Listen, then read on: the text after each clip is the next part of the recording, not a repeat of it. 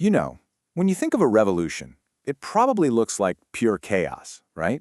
Just noise and fury. But what if that's not the whole story? What if underneath it all, there's a kind of blueprint, a hidden anatomy? Well, that's exactly what we're going to do today. We're going to strip away all that noise and look at the actual skeleton of revolutionary warfare, piece by piece. So what do I even mean by the anatomy of a revolution? Look, we're not talking about the big, grand ideologies here. We're getting down to the nuts and bolts, the mechanics. I want you to think of a revolutionary movement kind of like a living organism. Seriously. It's got a brain, right? That's where the big strategic decisions get made. It's got a skeleton. That's the organizational structure. And it has a nervous system, which is what actually carries out the action. And if we can understand all these different parts, well, then we can really see how the whole machine works. All right, so here's how we're going to break it all down. We've got four main parts. First, the strategic blueprint. Second, the organizational model. Third, what I'm calling the movement's engine room. And finally, we'll look at the playbook of action. Okay, let's jump right into part one, the strategic blueprint. We're talking about the foundational decisions here. And get this, these choices are made long before a single shot is ever fired. And they aren't just minor details either. Nope, this stuff is basically the DNA of the entire conflict to come. So, the very first choice they have to make, it's about the battlefield itself. Where is this thing going to happen? Are we talking a rural-based insurgency? You know, hiding out in the mountains or forests, using geography as cover, getting support from folks in isolated villages? Or is it going to be an urban-based insurgency, operating right in the belly of the beast, in the heart of the state's power? Each one has a totally different playbook for how to survive and, ultimately, how to win. Okay, so you've picked your battlefield. Next up, who or what is the target?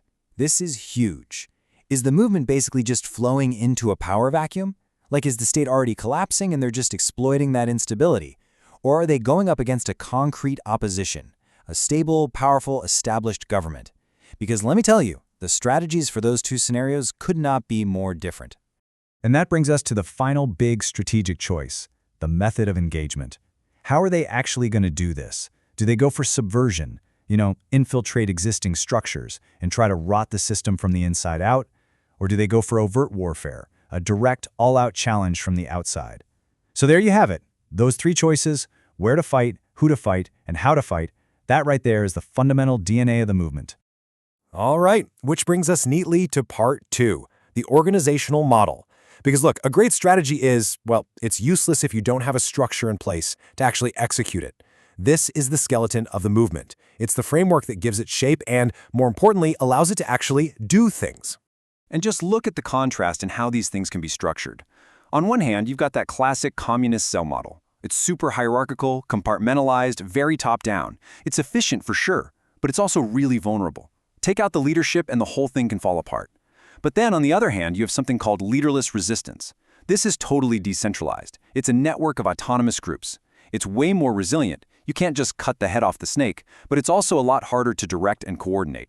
It's really the difference between a pyramid and a spiderweb. And all of this really points to a key organizational goal, which is building what are called parallel structures. See, the aim here often isn't just to destroy the old state, it's to replace it. So they literally create a state within a state. They start collecting their own taxes, they have their own security forces, their own administration, and bit by bit, they just make the official government totally irrelevant. Okay, so you've got a strategy, you've got a structure. But what keeps the whole thing running? I mean, where does the fuel come from? Well, that brings us to part three, the movement's engine room. We're talking about all the essential behind-the-scenes work that fuels the movement and keeps the conflict going, day in and day out.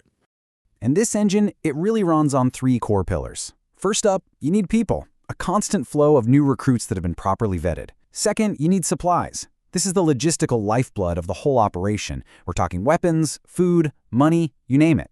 And third, you need ideas. This is where propaganda and what's known as agitprop come in, using political agitation to win over hearts and minds, all while demoralizing the enemy. Take away any one of those pillars, and the whole thing collapses.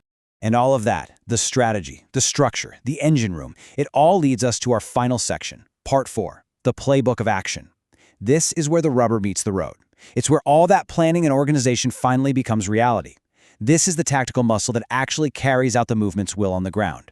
One of the key tactics in this playbook, sabotage. And the main objective here is just one word: disruption. It's all about damaging infrastructure, hurting the economy, and just generally degrading the state's ability to function. Think about it. It's a way to bleed your opponent dry, often without having to get into those really direct, really costly battles. But then, of course, you have the overt military and paramilitary tactics. This is really the sharp end of the spear. We're talking about everything from classic ambushes on supply convoys and raids against military installations, all the way to targeted assassinations. And yes, this playbook also includes acts of terrorism, things like multiple casualty incidents or hostage-taking, which are all designed for one purpose: to create fear and to destabilize the entire system. So when you step back and you look at all these different pieces together, the strategy, the skeleton, the engine, the playbook, a really clear picture starts to emerge, doesn't it? A revolutionary movement isn't just a bunch of random violence.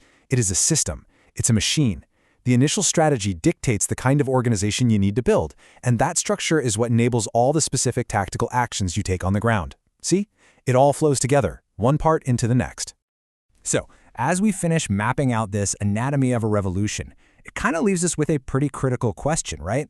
Are we just looking at the dusty old building blocks of history here, or is this a timeless playbook, a warning that is just as relevant today as it ever was, maybe even more so for our future? That's definitely something to think about.